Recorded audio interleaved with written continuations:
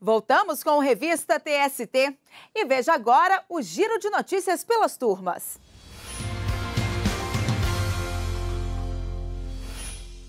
E eu começo com o destaque da segunda turma.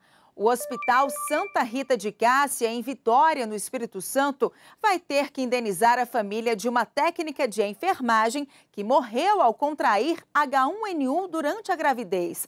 O hospital se defendeu, afirmando que não poderia ser responsabilizado por uma pandemia e que não havia comprovação de que a contaminação teria ocorrido no ambiente de trabalho. Mas, ao julgar o caso no TST, o relator, ministro José Roberto Freire Pimenta, considerou as fundamentações do TRT do Espírito Santo quanto à existência de nexo de causalidade entre a morte da trabalhadora e as atividades por ela desenvolvidas. Segundo o ministro, o hospital, ao sustentar que não foi demonstrado o nexo de causalidade, atraiu o ônus de provar o contrário, mas não o fez. A decisão foi unânime. E a oitava turma absolveu o Banco do Brasil de ter que incorporar ao salário de uma bancária a gratificação de função que havia sido suprimida depois de a empregada receber pena de censura. Entenda o caso na reportagem.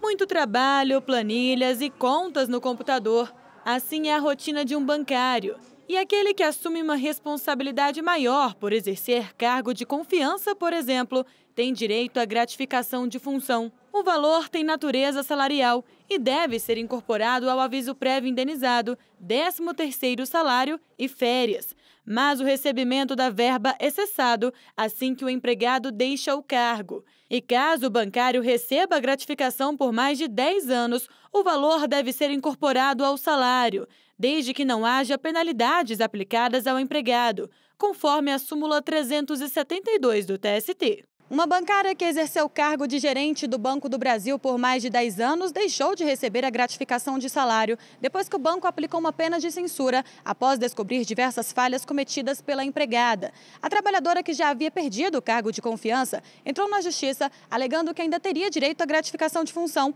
conforme estabelece a súmula 372 do TST. O Tribunal Regional do Trabalho da 11ª Região, que abrange Amazonas e Roraima, aceitou o pedido da ex-gerente. O entendimento foi que, como a pena já teve como consequência a reversão do cargo, o Banco do Brasil não poderia, pelo mesmo motivo, afetar a estabilidade financeira da empregada.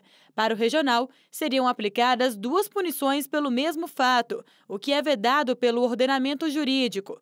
Mas no TST, o entendimento foi outro. O relator do caso na oitava turma, ministro Márcio Eurico Vitral Amaro, afirmou que a súmula 372 da Corte Superior Trabalhista estabelece que a reversão por justo motivo impede que a gratificação seja incorporada. Segundo o ministro, como o TRT não afastou a pena, a trabalhadora não teria direito à gratificação. A decisão foi unânime. E seguimos com o giro de notícias.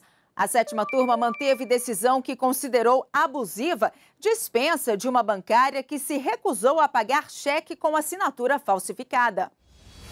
Na ação trabalhista, a bancária afirmou que deixou os envelopes de depósito dos caixas eletrônicos com o gerente, enquanto desempenhava outra função na agência. No dia seguinte, um cliente reclamou de um desconto no valor de R$25 mil por um cheque não emitido por ele. A assinatura no cheque era falsa e o saque foi feito com o registro do gerente. O banco orientou, então, a bancária a fazer um empréstimo para cobrir o valor. Ela se recusou e foi demitida.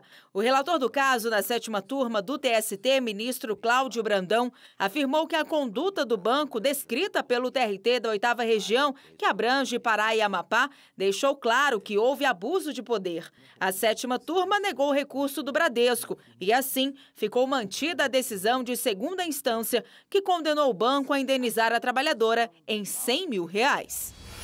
E o giro de notícias continua. O destaque agora é da quinta turma. A lanchonete Girafas vai ter que indenizar uma atendente que sofreu agressão física e racial por parte da chefia. De acordo com o processo, durante o expediente, a trabalhadora pegou um pedaço de carne para comer, mas foi repreendida pela gerente, que a obrigou a esquentar o alimento ao máximo e depois comê-lo muito quente, o que resultou em queimaduras de primeiro grau nos lábios e laringe. Além disso, a trabalhadora afirmou que durante o episódio era xingada pela gerente e ofendida com expressões racistas. A empresa recorreu ao TST, mas o relator, ministro Douglas Alencar Rodrigues, manteve a condenação imposta pelo TRT do Rio de Janeiro, ao concluir que ficou configurada a conduta ilícita da empregadora. Além disso, para se decidir de forma contrária, seria necessário reexame de fatos e provas, o que é vedado pela súmula 126 do TST. A decisão foi unânime.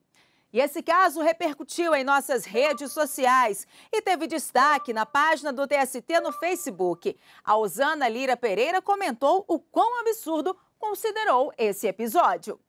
E você também pode deixar o seu comentário na página do TST no Facebook. O endereço é facebook.com/TSTJus.